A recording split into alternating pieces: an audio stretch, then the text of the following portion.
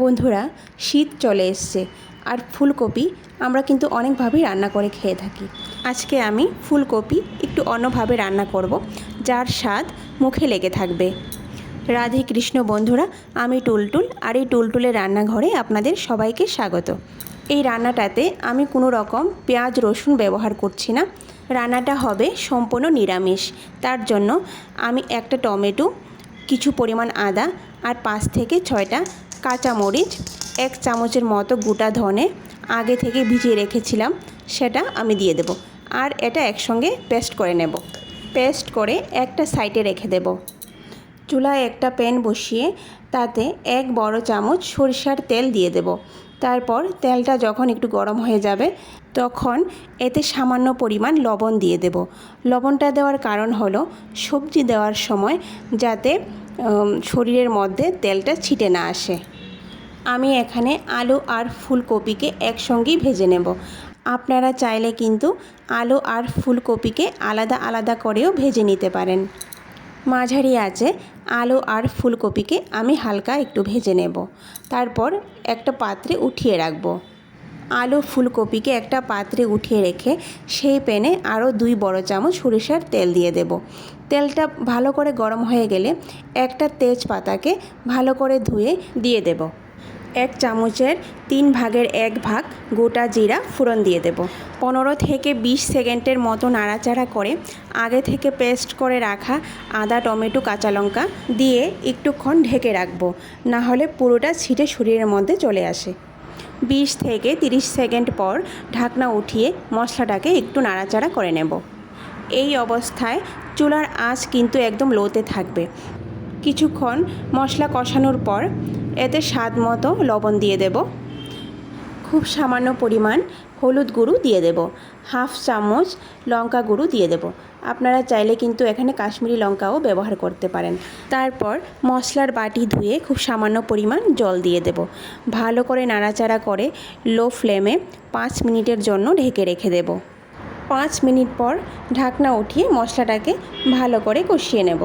দেখুন, যখন দেখবেন যে মশলার উপরে তেল ভেসে আসছে তখনই বুঝতে হবে যে মশলাটা ভালো করে কষে গেছে।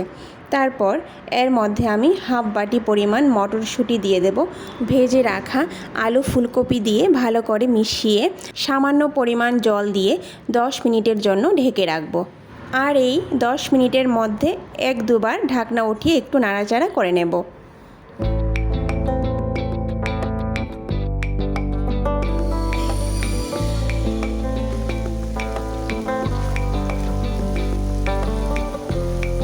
দশ মিনিট পর ঢাকনা উঠিয়ে এইভাবে নাড়াচাড়া করতে থাকব।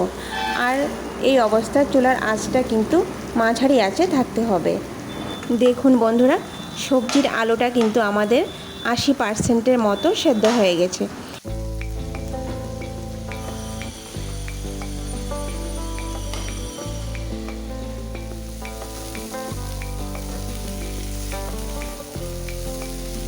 সবজিটা ভালো করে ভাজা হয়ে গেছে।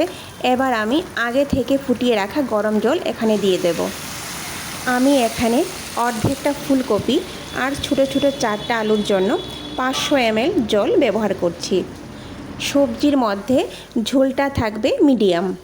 আর কেউ যদি সবজির মধ্যে বেশি ঝোল পছন্দ না করেন তাহলে জলের পরিমাণটা আরেকটু কমিয়ে দেবেন। এবার আবারও মাঝারি আঁচে 10 মিনিটের জন্য ঢেকে রাখব। বন্ধুরা, ফিরে আসলাম 10 মিনিট পর। এবার ঢাকনা উঠিয়ে ভালো করে নাড়াচাড়া করে নেব। সবজি কিন্তু আমাদের হয়ে গেছে।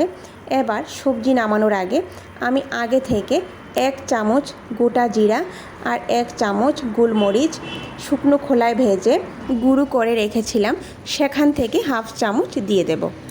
আলু ফুলকপির এই নিরামিষ রান্নাটা দেখতে কিন্তু খুবই সিম্পল, কিন্তু খেতে ভীষণ মজা হয়।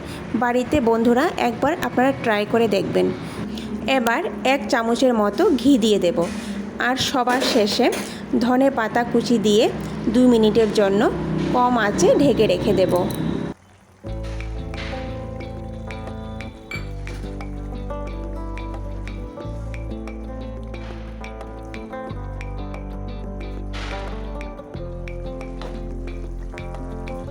দুই মিনিট পর পরিবেশন করে নেব। বন্ধুরা, ভিডিওটি সম্পূর্ণ দেখার অনুরোধ রইল।